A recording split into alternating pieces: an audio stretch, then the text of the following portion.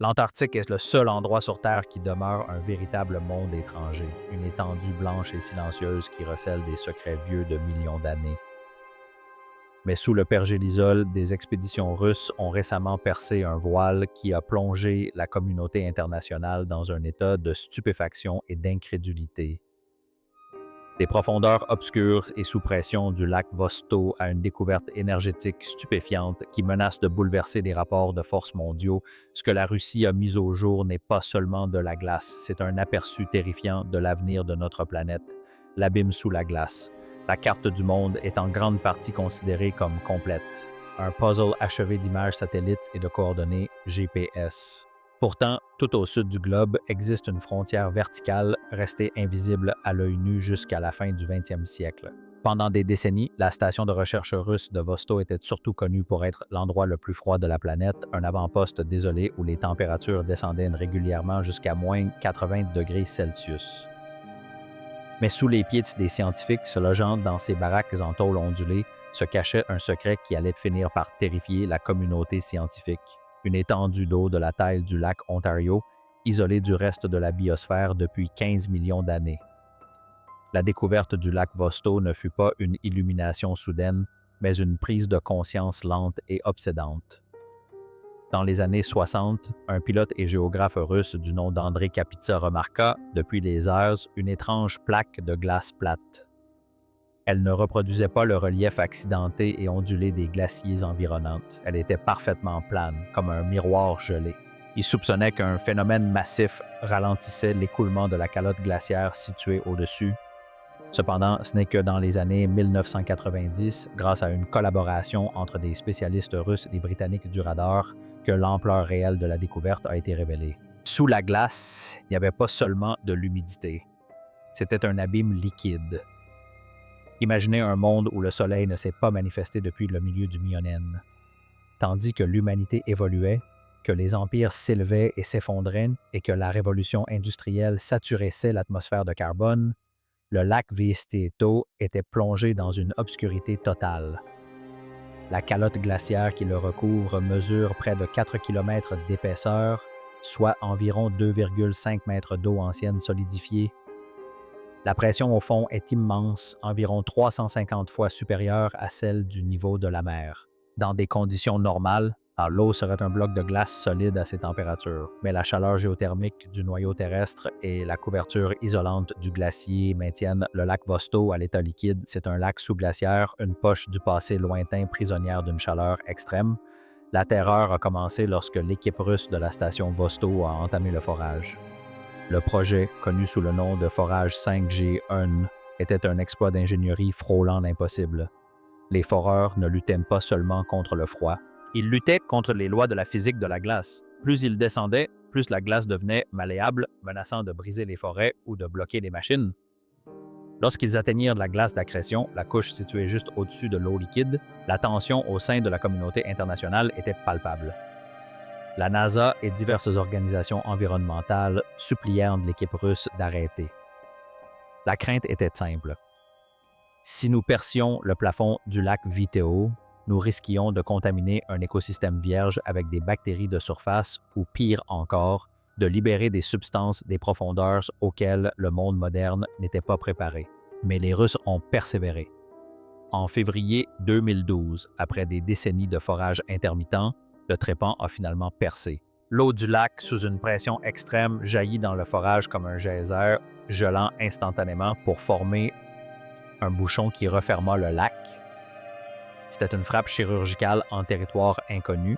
Lorsque les chercheurs ont finalement ramené à la surface les échantillons d'eau gelée de ce lac, ce qu'ils ont découvert a défié toute classification biologique standard. L'analyse de la glace a révélé des séquences d'ADN introuvables dans les bases de données mondiales. On y a découvert des traces d'extrémistes, des organismes capables de prospérer dans des conditions mortelles pour toute autre forme de vie. Certaines de ces bactéries semblaient être des organismes multicellulaires complexes adaptés à un milieu hyperoxygéné. Le lac est saturé d'oxygène et plongé dans l'obscurité la plus totale. Des indices ont été relevés concernant des bactéries sur la glace 1T, une forme de vie partageant moins de 86% de son ADN avec toute espèce connue. En génétique, c'est un gouffre. C'est la différence entre un humain et un champignon. Cette découverte était terrifiante car elle prouvait que la vie ne se contente pas de survivre dans l'obscurité. Elle évolue vers quelque chose de totalement étranger. La découverte russe a balayé l'idée que l'Antarctique était un continent mort. Elle a révélé que nous marchons au-dessus d'un immense laboratoire sous pression, véritable laboratoire de la biologie inconnue. Si ces organismes venaient à se retrouver dans nos océans suite à la fonte des glaces ou au déplacement des plaques tectoniques, les conséquences écologiques seraient imprévisibles. Il ne s'agit pas simplement d'un lac, mais d'une capsule temporelle biologique qui a fonctionné pendant 15 millions d'années et que la Russie vient d'ouvrir. Le mystère de ce qui nage dans l'obscurité n'est que le début de l'histoire, car l'attention se porte désormais sur les ressources de demain, les échos d'un monde disparu. La véritable terreur de la découverte du lac Vostok ne réside pas dans le silence de la glace, mais dans le bruit des données. Lorsque l'équipe russe a finalement analysé les premiers échantillons d'eau prélevés à la surface du lac, elle n'a pas simplement observé de l'eau. Elle a découvert un vide biologique brutalement rompu après 15 millions d'années d'isolement. Dans les laboratoires de l'Institut de recherche arctique et antarctique de Saint-Pétersbourg, les résultats étaient glaçants. Parmi les milliers de séquences génétiques identifiées, une part importante appartient à des organismes totalement inconnus de la science moderne. Il ne s'agit pas simplement de nouvelles espèces, comme on pourrait découvrir un nouveau coléoptère en Amazonie.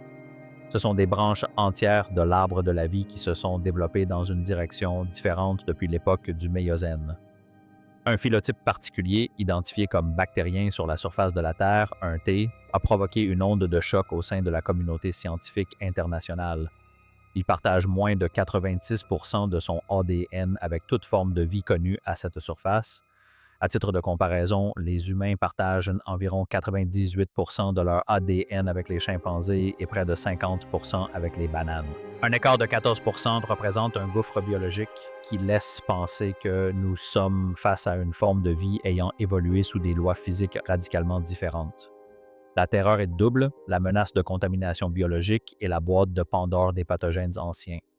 Ce lac est un milieu hyperoxygéné à haute pression, un monde sursaturé où les niveaux d'oxygène sont 50 fois supérieurs à ceux des lacs d'eau douce classiques. Tout organisme capable d'y survivre est, par définition, un survivant ultime. Les scientifiques craignent que si ces extrémophiles étaient introduits dans notre monde, ils puissent supplanter les bactéries modernes ou posséder des propriétés biochimiques que notre système immunitaire serait incapable de gérer. Les scientifiques russes qui ont consacré leur carrière à traquer ce phénomène, des hommes comme Valery Lukan, qui a dirigé l'expédition pendant des décennies, ont dû faire face à bien plus que du scepticisme scientifique. Ils ont aussi dû affronter les conséquences psychologiques du froid polaire. Pour ces chercheurs, le lac Vostok n'était pas qu'une simple donnée. C'était une obsession qui a marqué leur carrière. Ils vivaient dans un endroit où l'air est si raréfié qu'on a l'impression de respirer à travers une paille et où le soleil disparaît pendant des mois. Cet isolement engendre une certaine forme d'intensité. Lorsqu'ils ont enfin touché l'eau de Vostok, ils n'étaient pas simplement nus. La découverte d'un lac les plongeait dans une version de la Terre qui n'aurait plus dû exister. Pourtant, à mesure que le mystère biologique s'épaississait, une nouvelle terreur, peut-être plus immédiate, commençait à émerger des données russes.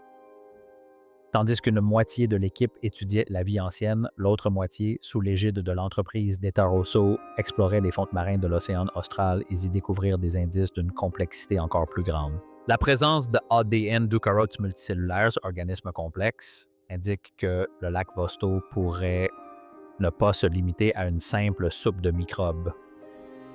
La présence de certains fragments d'ADN suggère que le lac pourrait abriter un écosystème de sources hydrothermales. Au fond de cet abîme obscur, l'activité tectonique pourrait générer chaleur et énergie chimique, alimentant une chaîne alimentaire qui engloberait des vers tubicoles et peut-être même des créatures pâles et aveugles, semblables à des poissons, n'ayant jamais vu la moindre lumière. Le monde entier a suivi avec attention l'intervention de l'équipe russe qui a remonté des récipients d'eau contenant potentiellement l'équivalent biologique d'un feu de forêt au ralenti. Si ces organismes venaient à se retrouver dans nos océans, via la fonte des glaces ou le mouvement des plaques tectoniques et les conséquences écologiques seraient imprévisibles. Il ne s'agit pas simplement d'un lac, mais d'une capsule temporelle biologique qui a fonctionné pendant 15 millions d'années. Et la Russie vient de l'ouvrir. La prise de conscience que nous marchons au-dessus d'un immense laboratoire sous pression abritant une biologie inconnue a bouleversé notre vision du continent. Ce n'est plus seulement un mur de glace. C'est un couvercle sur un monde qui vaudrait peut-être mieux laisser tranquille, mais tandis que les scientifiques s'interrogeaient sur l'éthique de leur découverte, l'attention du Kremlin s'est détournée des microbes présents dans l'eau pour se porter sur les richesses enfouies dans la roche. Le mystère silencieux du lac gelé profonde a rapidement été éclipsé par une découverte qui allait embraser les cercles du pouvoir mondial. Le fantôme d'une industrie valant 1000 milliards de dollars, le fantôme des 511 milliards de barils. Si les mystères biologiques du lac gelé profonde ont captivé l'imagination scientifique, une révélation bien plus immédiate et explosive a émergé des eaux glacées de la mer de Weddell. Dans une série de rapports qui ont commencé à paraître en mai 2024 et qui ont dominé le discours géopolitique jusqu'en 2025, il a été révélé que des études sismiques russes avaient localisé quelque chose sous le fond marin antarctique qui a terrifié les marchés mondiaux de l'énergie. Le chiffre était stupéfiant, 511 milliards de barils de pétrole. Pour saisir toute l'importance de ce chiffre, il faut le comparer aux géants de l'industrie. Cette découverte unique représente près du double des réserves prouvées de l'Arabie saoudite et environ 10 fois la production totale de la mer du Nord au cours des 50 dernières années. Il ne s'agissait pas d'une simple découverte, mais de l'identification d'un gisement énergétique mondial colossal, enfoui sous le seul endroit au monde où son extraction est strictement interdite par la loi. Cette découverte a été faite par l'Alexander Karpinski, un navire de recherche polaire spécialisé exploité par Rosso, l'agence d'exploration géologique d'État russe. Pendant plusieurs saisons, le navire a cartographié avec minutie le potentiel en hydrocarbures du territoire antarctique britannique, une portion triangulaire du continent également revendiquée par le Chili et l'Argentine. Si Moscou affirme officiellement que ses activités sont purement scientifiques, la nature des données sismiques recueillies suggère un motif bien plus pragmatique. Contrairement aux recherches scientifiques traditionnelles qui étudient les mouvements de la glace ou l'histoire de la croûte terrestre, les relevés effectués par l'Alexander Karpinski se sont concentrés spécifiquement sur les bassins sédimentaires connus pour contenir du pétrole et du gaz. Ceci a conduit des experts, dont le professeur Klaus Dodds, une figure de proue de la géopolitique polaire, à avertir que la Russie ne se contente plus d'étudier la glace. Elle prospecte en réalité les richesses du siècle prochain. La terreur inspirée par ce gisement fantôme de 511 milliards de barils n'est pas seulement environnementale, même si la perspective d'une marée noire dans l'océan austral, un océan immaculé, est un véritable cauchemar pour les écologistes. La crainte réside plutôt dans le fait que cette découverte puisse servir de détonateur au système des traités relatifs à l'Antarctique. Depuis 1959, le continent est une réserve naturelle unique dédiée à la paix et à la science, le protocole de Madrid de 1991 interdisant indéfiniment toute activité minière et pétrolière. Toutefois, le protocole devrait faire l'objet d'un réexamen potentiel en 2048. En cartographiant ces réserves dès maintenant, la Russie a de facto marqué le continent de son intention de les réserver, signalant au monde entier que lorsque le traité sera finalement remis en question et la course aux ressources pétrolières sera menée par le Kremlin. Pour une Russie actuellement sous pression des sanctions occidentales et en quête d'un levier stratégique à long terme, ces réserves représentent un plan B susceptible de briser la dépendance énergétique mondiale vis-à-vis du Moyen-Orient et de l'Occident. De plus, cette révélation a ravivé des tensions territoriales latentes. La mer de Weddell, où se situe la majeure partie du pétrole, est un point névralgique de conflits de souveraineté. Le Royaume-Uni, le Chili et l'Argentine revendiquent tous des droits historiques sur cette région et aucun n'est prêt à voir une puissance rivale ou un géant russe détenu par l'État inventorier systématiquement les richesses qu'ils estiment leur revenir de droit. En réponse au rapport russe, le Chili et l'Argentine ont déjà renforcé leur présence navale et tenu des réunions d'urgence dans leurs bases antarctiques respectives. Ce spectre de 511 milliards de barils a transformé ce qui était autrefois une frontière scientifique collaborative en un échiquier où les enjeux sont considérables et où les coûts se jouent au gré des signaux sismiques et des avertissements diplomatiques. Le monde est terrifié car, pour la première fois en 60 ans, le continent blanc est perçu à travers le prisme de la cupidité industrielle plutôt que de l'émerveillement scientifique. Techniquement, l'extraction de ces ressources demeure un exploit d'ingénierie extrême, actuellement hors de portée de l'homme. La mer de Chine méridionale abrite certaines des eaux les plus dangereuses de la planète, où d'immenses icebergs peuvent briser les coques et où des vents d'une force ouraganique rendent impossible l'utilisation des plateformes de forage traditionnelles. Pourtant, la simple existence de ces données modifie la mentalité de la région. Elle crée une véritable frénésie pour les ressources, difficiles à endiguer. Si une nation se prépare à un monde d'extraction post-traité, les autres se sentiront obligés d'en faire autant pour ne pas être laissés pour compte. C'est là le véritable danger de la découverte russe. Elle n'a pas seulement trouvé du pétrole. Elle a trouvé le mécanisme précis pour anéantir 70 ans de paix internationale. Le paysage gelé et silencieux est désormais hanté par la perspective de Puits et d'oléoducs, une vision de l'avenir qui ressemble à une trahison de la raison d'être même du continent. Alors que les tensions géopolitiques s'intensifient, l'attention du monde se reporte sur les populations locales, celles qui vivent aux confins du monde, prises entre la quête du savoir et le poids des ambitions de leur nation. Au-delà des milliards de dollars et des microbes anciens, il y a les êtres humains qui vivent réellement dans ce congélateur. Des hommes et des femmes dont la survie quotidienne est aussi précaire que les traités qu'ils représentent. Le dégel géopolitique, la véritable terreur de la découverte russe en Antarctique, ne se résume pas aux données sismiques ou aux microbes anciens. Il se reflète aussi dans l'endurance humaine nécessaire pour les mettre au jour.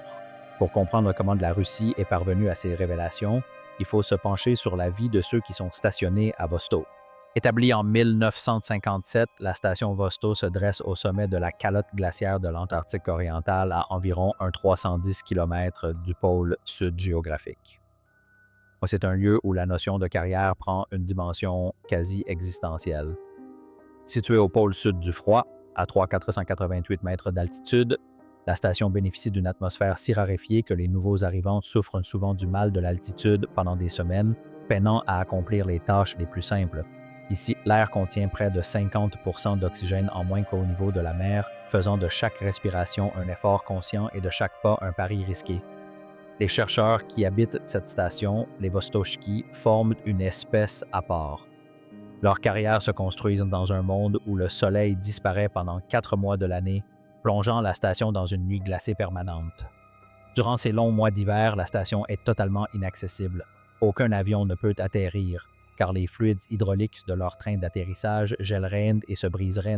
Aucune traversée terrestre n'est possible pour les atteindre à travers les 1,400 km de glace déchiquetée. Les 15 à 30 hommes qui restent sont parmi les êtres humains les plus isolés de l'univers, plus coupés du monde que les astronautes de la Station spatiale internationale.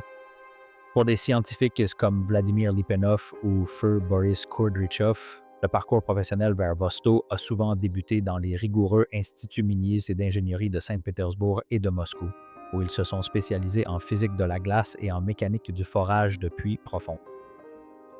La vie quotidienne à Vostok est une lutte acharnée contre l'entropie.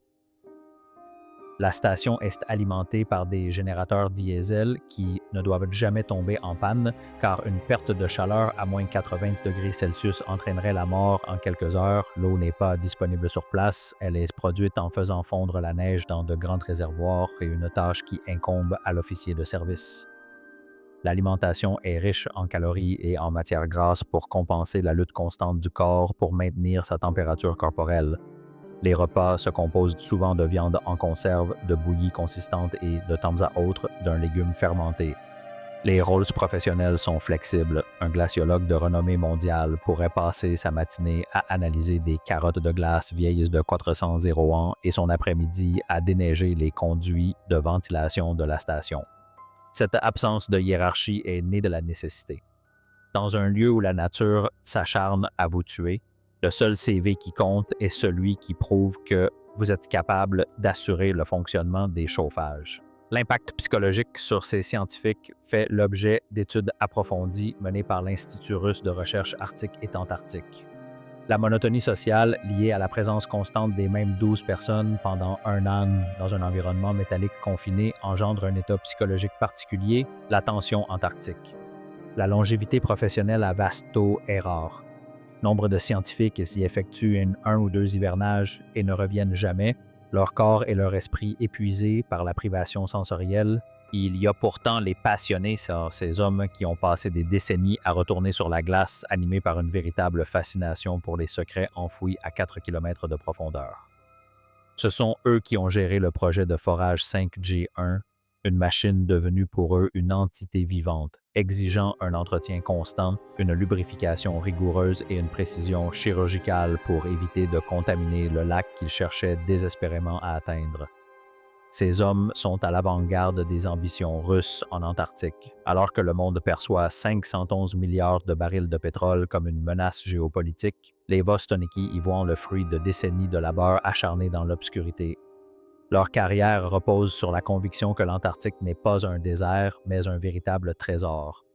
Lorsque la Russie a entrepris une modernisation massive de la station en 2024 et 2025, transportant des milliers de tonnes de nouveaux équipements à travers la glace par train-tracteur, le message était clair.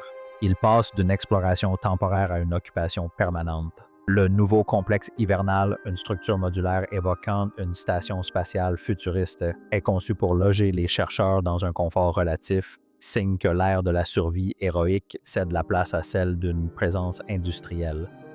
Mais tandis que ces scientifiques s'installent dans leur nouveau foyer high-tech, la terreur qu'ils ont mise au jour commence à s'échapper du laboratoire et à envahir l'arène politique mondiale. La transition entre découverte scientifique et atout national est toujours délicate, surtout lorsque cet atout est le dernier territoire inexploité de la planète. Le voile qui fonde. Si la découverte du pétrole a menacé la politique mondiale, les dernières données russes sur les fonds marins de l'Antarctique menacent la survie même de l'humanité. Pendant des décennies, les scientifiques ont cru que le pergélisol arctique était la seule source importante de méthane dormant, un gaz à effet de serre 30 fois plus puissant que le dioxyde de carbone. Fin 2024, des navires sismiques russes, opérant de concert avec des submersibles d'exploration des grands fonds, y ont fait une découverte qui a paralysé la communauté climatique. Des fuites de méthane s'échappent du fond marin antarctique. Ce phénomène se produit lorsque le gaz emprisonné dans la croûte terrestre, maintenu sous le poids et le froid immense de l'océan austral, commence à s'échapper à travers les sédiments. Les équipes russes de la station Bellingshausen ont été les premières à signaler d'immenses panaches de bulles remontant des profondeurs. Il ne s'agit pas de petites fuites isolées, mais de véritables flambées de méthane, certaines s'élevant à des centaines de mètres vers la surface. La gravité réside dans le mécanisme. À mesure que l'océan austral se réchauffe, le couvercle de la planète se dévisse. Les données russes suggèrent que ces suintements apparaissent à un rythme accéléré. Grâce à la cartographie sonore, les chercheurs ont identifié des cratères sur le fond océanique de la taille d'îlots urbains où le gaz a littéralement explosé hors du fond marin. Lorsque ce gaz atteint l'atmosphère, il crée un cercle vicieux qui pourrait entraîner un emballement du réchauffement climatique. La découverte russe prouve que l'Antarctique n'est plus un puits de chaleur, mais bien une source de chaleur. Pour les chercheurs de l'université Fedorov, le spectacle de l'eau bouillonnante chargée de bulles de méthane au cœur d'une tempête glaciale fut un moment d'effroi profond.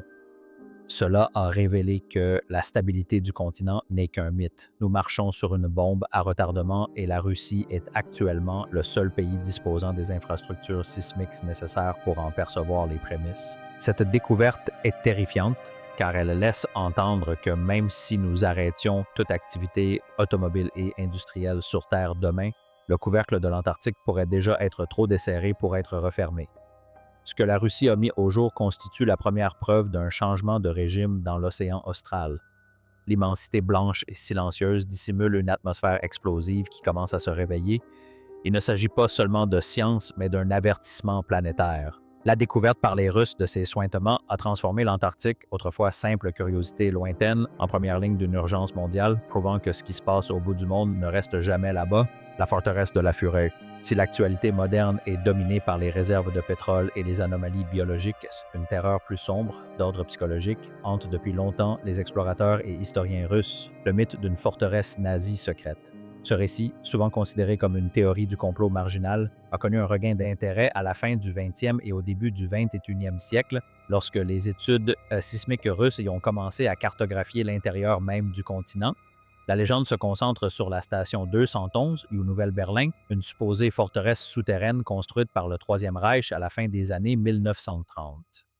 Cette peur trouve son origine dans des faits historiques. En 1938, le navire allemand Schwabenland arriva dans la région de la Nouvelle-Berlin, larguant des hydravions qui larguèrent des milliers de poteaux en aluminium ornés de croix gammées pour revendiquer le territoire sous le nom de Nouvelle-Berlin. Les recherches archivistiques russes ont souvent mis en lumière une citation glaçante du grand amiral Karl Dönitz en 1943, qui se vantait que sa flotte sous-marine avait créé une forteresse imprenable pour le Führer à l'autre bout du monde.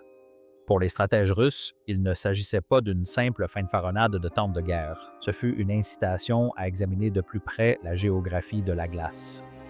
Lorsque les scientifiques russes ont commencé à cartographier l'activité géothermique de la région, ils ont découvert quelque chose qui a redonné vie à ces vieux fantômes et un réseau de gigantesques grottes volcaniques. Certaines de ces cavernes sous-glaciaires sont suffisamment grandes pour abriter des villes entières maintenues au chaud par la chaleur interne de la Terre malgré les températures de moins 60 degrés Celsius à la surface. Bien qu'il n'existe aucune preuve crédible de soucoupe volante ou d'un empire nazi caché, la réalité sismique est suffisamment terrifiante. Elle prouve que l'Antarctique n'est pas un bloc de glace massif, mais un paysage creux et alvéolé capable de dissimuler d'importantes infrastructures humaines ou militaires. La véritable terreur que la Russie a mise au jour ne réside pas dans une forteresse du passé au sens propre, mais dans la prise de conscience de la facilité avec laquelle une telle chose pourrait exister. Si les nazis pouvaient rêver d'une base secrète dans les années 40, les puissances modernes, dont la Russie et la Chine, possèdent aujourd'hui la technologie nécessaire pour la concrétiser. En exploitant les anomalies thermiques des forteresses mythiques, la Russie a cartographié les emplacements idéaux pour de futures installations de l'état profond, dissimulées à jamais sous des kilomètres de glace protectrice. Le mythe du passé est devenu le plan directeur de l'expansion militaire clandestine de demain. Ce passage du mythe historique à la réalité stratégique moderne nous amène à notre dernière réflexion sur le destin ultime du continent, l'ultime frontière de la Terre. La révélation des découvertes russes dans l'Antarctique représente bien plus qu'une simple avancée scientifique.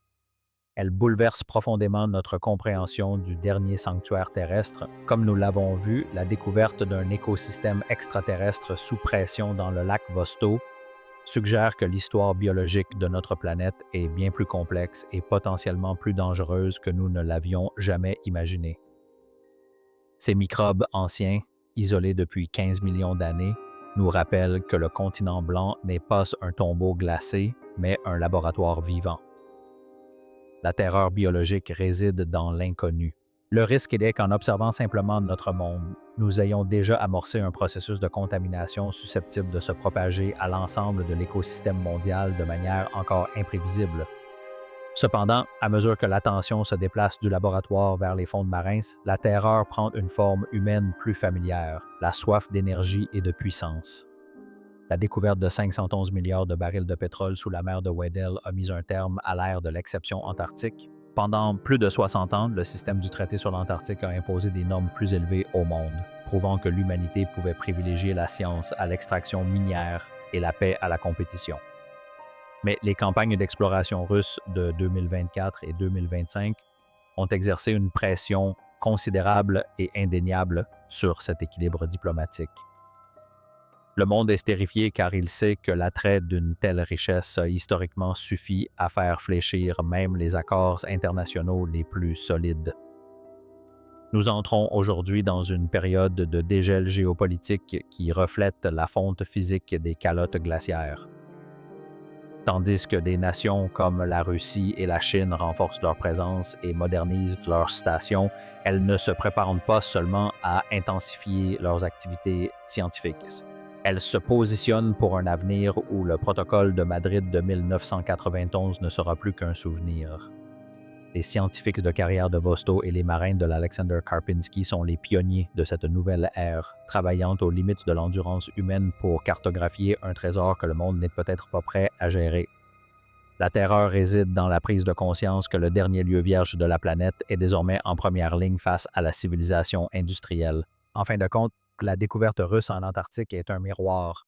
Elle reflète notre plus grande curiosité scientifique et notre avidité la plus tenace. Choisirons-nous de protéger la vie ancestrale des lacs profonds ou d'exploiter le carbone ancien contenu dans les roches? Ce sera l'épreuve décisive du 21e siècle. L'Antarctique est resté silencieux pendant des millions d'années. Mais maintenant que la Russie l'a contrainte à parler, le monde entier écoute avec une angoisse grandissante. La glace n'est plus seulement une barrière. C'est un compte à rebours. L'histoire de cette découverte antarctique s'écrit encore dans les laboratoires de Saint-Pétersbourg et les couloirs de l'ONU. Ne manquez pas la suite.